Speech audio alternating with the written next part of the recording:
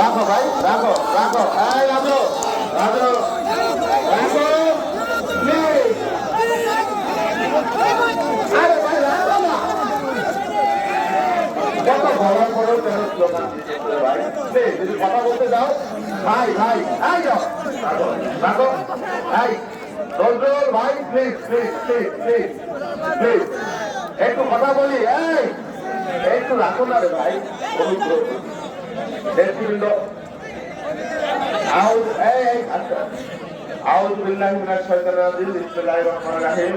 সকল প্রশংসা মহান রব্বুল আলামিনের জন্য, যিনি আজকে এখানে আমাদের এত মানুষকে মিলিত হবার সুযোগ দিয়েছেন। মানুষ জাতিটি পরিকল্পনা করো, সমস্ত কিছু সমাধান হয় রব্বুল আলামিনের দরবারে। আজকের এই স্মরণকালের সভায় উপস্থিত প্রধান অতিথি, আমার দীর্ঘদিনের সহযোগিতা, একসাথে ছাত্রদল করেছি, জাতীয়তাবাদী কৃষক দলের তিনি আমাকে অনুপ্রাণিত করেছেন, আমার সভাপতি, জাতীয়তাবাদী কৃষক দলের সুযোগ্য সভাপতি। সেদিন ভারপ্রাপ্ত চেয়ারম্যান তাকে বলেছেন যে তুমি প্রথম গিয়ে সদরপুরে তাকে পরিচয় করে দিয়ে আসো। সেদিন বলেছেন আমার কৃষক দলের সভাপতি কৃষিবিদ জনাব হাসান জাফর জলিল।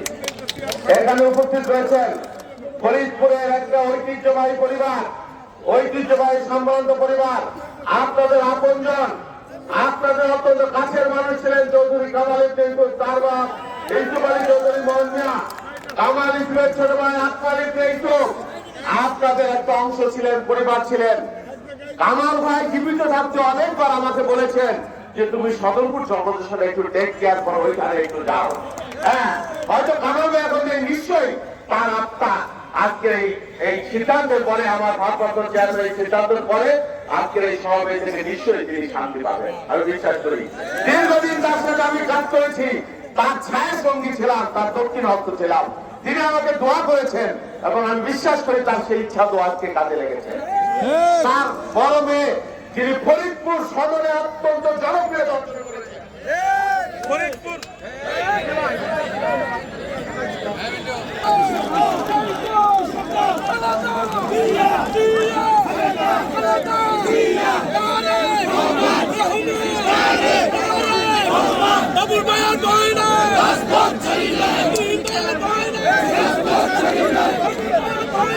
শুধু একটা কথা বলি, এইখানে অনেক নেতৃবৃন্দ, খন্দকার ইকবাল হোসেন সেলিম, যিনি আসলে গত বছর 18 সালে নির্বাচন করেছেন বিএনপি সিদ্ধান্ত মতে, ভাঙ্গা উপজেলা বিএনপি সভাপতি, তাকে আমার ভারপ্রাপ্ত চেয়ারম্যান ডেকে নিয়েছেন, নির্দেশ দিয়েছেন, অনুরোধ করেছেন যে বাবুল আমার ছোট ভাই, তাকে আপনি আপনাদের হাতে তুলে দিলাম, দয়া করে তাকে আপনারা দেখে রাখবেন এবং তাকে বিজয়ী করবার জন্য কাজ করবেন।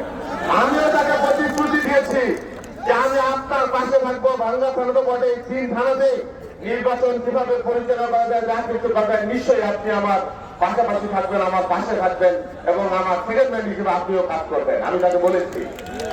এখানে আরো উপস্থিত রয়েছে খন্দকার নাসিরুল ইসলাম, ফরিদপুর 1 আসনের আমাদের কৃষক দলের ভাইস প্রেসিডেন্ট অনিউল্লাহ সিদ্দিকী, যুগ্ম সম্পাদক ব্যারিস্টার উবাইদুর রহমান টিকু, রাজবাড়ী কৃষি সন্তান, কৃষক দলের ভাইস প্রেসিডেন্ট অ্যাডভোকেট আসলাম ভাই, এই সদরপুরের সভাপতি বদরুজ্জামান মধু কাজী, সাধারণ সম্পাদক এখানে কবির মোল্লা, আমাদের নগরকান্দা বিএনপি সভাপতি অ্যাডভোকেট বুলু ভাই, তারপরে সাংগঠনিক সম্পাদক সাবেক চেয়ারম্যান অনু ভাই, পৌর বিএনপি সভাপতি আসাদ, অনেক নেতৃবৃন্দ এসেছে। ঢাকা থেকে আমার জেলা কৃষক দলের সেক্রেটারি সভাপতি শমীদ মোরাদ, ছাত্র দলের সভাপতি অনু কায়েদ, স্বেচ্ছাসেবক দলের সেক্রেটারি শিথিল, নগরের আমার কৃষক দলের সভাপতি অ্যাডভোকেট মামুন সহ অনেক নেতৃবৃন্দ, আমি নাম বলে সময় নষ্ট করবো না।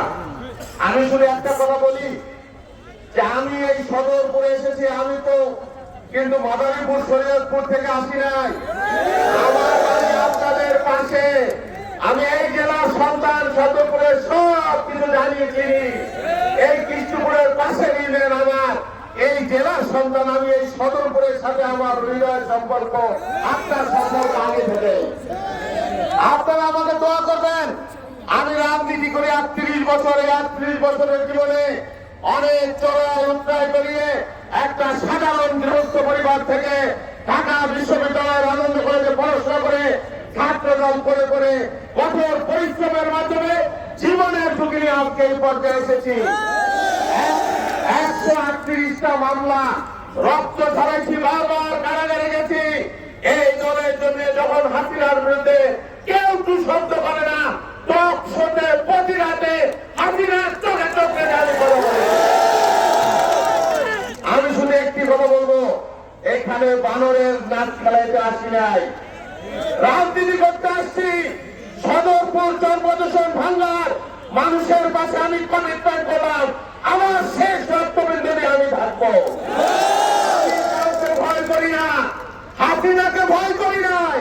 আত্মসাৎ মানে কি চুনোপুটি, কাউকে আমি ভয় করার উপর আল্লাহ আর আমার নেতা তারেক রহমানের নির্দেশ বাস্তবায়ন করি। আমি এখানে দল করে আসি নাই, দলের সিদ্ধান্ত রাখো, দলের সিদ্ধান্ত মতো আমাকে এই আসনে আমাকে নির্বাচনে কাজ করতে বলা হয়েছে তোমাকে ওখান থেকে নির্বাচন করতে হবে, আমি তাই মেনে নিয়েছি। আমাকে যদি বলা হতো অন্য জায়গা থেকে করতে হবে, আমি তাই মেনে নিতাম। আমাকে যদি বলা হতো যা তোমার নির্বাচন করবার প্রয়োজন নাই, আমি তাই মেনে নিতাম। আমি দল করালো, দলের সিদ্ধান্ত মানালো, দলের সিদ্ধান্ত পাই পাই করে বিন্দু বিন্দু বলে সিদ্ধান্ত মানবার লোক আমি। একটা কথা বলি, এইটা আমার জন্য নতুন